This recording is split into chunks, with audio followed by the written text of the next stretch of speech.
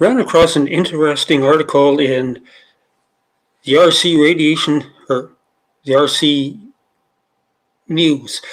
Just bring the article up a little closer.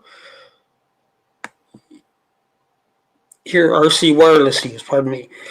The more I look at this whole 5G and small cells, etc., the more I begin to realize that, well, I think it's characterized by very poor planning. I don't think they really know what they're doing. They're just pushing it out there as quickly as possible with little thought.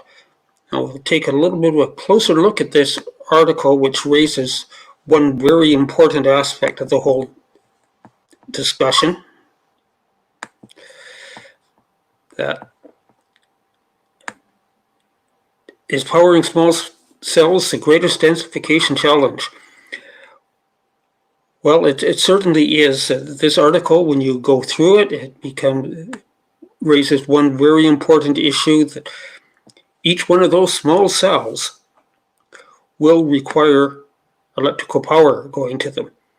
And there will be no backup, which is a serious concern if the power goes out, and pretty much power will go out at least once a year in no matter what location, and some locations many times more. But they're pointing out that this is in the US, but in Canada the numbers will be comparable, I'm quite sure, that they'll go from 86,000 small cells in 2018 to over 800,000 small cells deployed across the country. When you think of it in terms of the amount of power they're using, each cell uses somewhere between 200 and 1,000 watts, which doesn't sound like a lot of power until you think about it as that power is used 24/7, and it's multiplied by literally hundreds of thousands of times. That to deploy this, I mean, there is a large infrastructure network that needs to be put in place, and in many cases, according to this article, it's not in place, and that's causing delays in getting it up and running.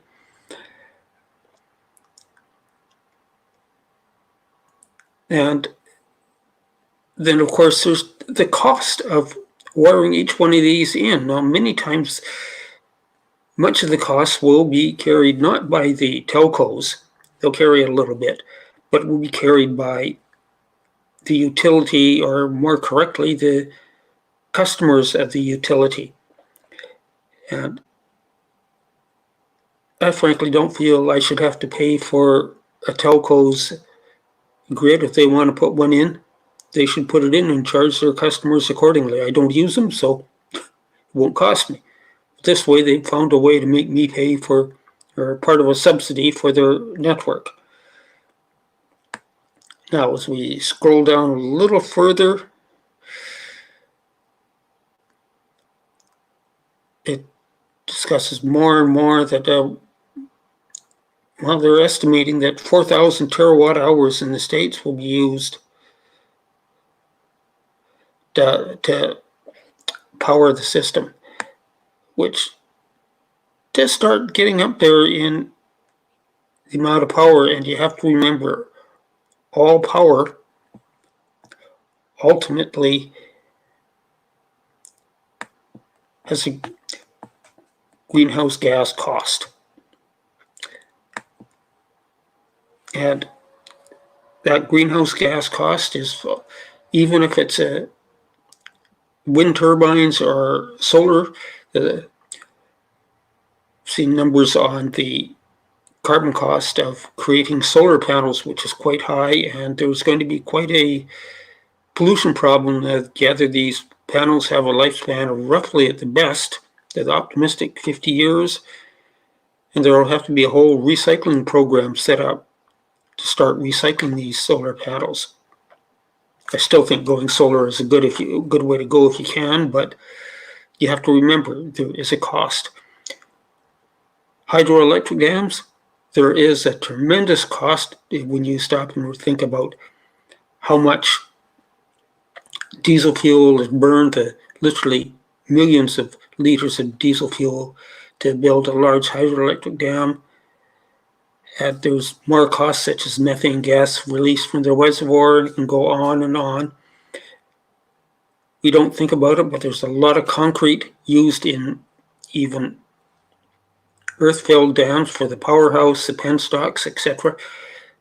that will all use a tremendous amount of concrete, which is a very intensive greenhouse gas product that people should start realizing. I believe it's somewhere in the vicinity, creates 10% of the annual greenhouse gases in the world. Could be wrong in that number, but it's not far out. And then, of course, you wander through what it takes to build other power plants as well as to fuel them. And even if you use clean burning natural gas, you have to realize it's not that clean burning. There's still a greenhouse gas cost in burning the gas. Much of it is coming from fracking, which has a tremendous load on the environment in both cases. That, frankly, can our carbon budget, greenhouse gas budget, or environment stand the cost of all these small cells and the increased expansion of our telco networks? Thanks for listening, and that's all for now. Thought I'd put out an emergency broadcast that people really have to start thinking about the other costs of 5G.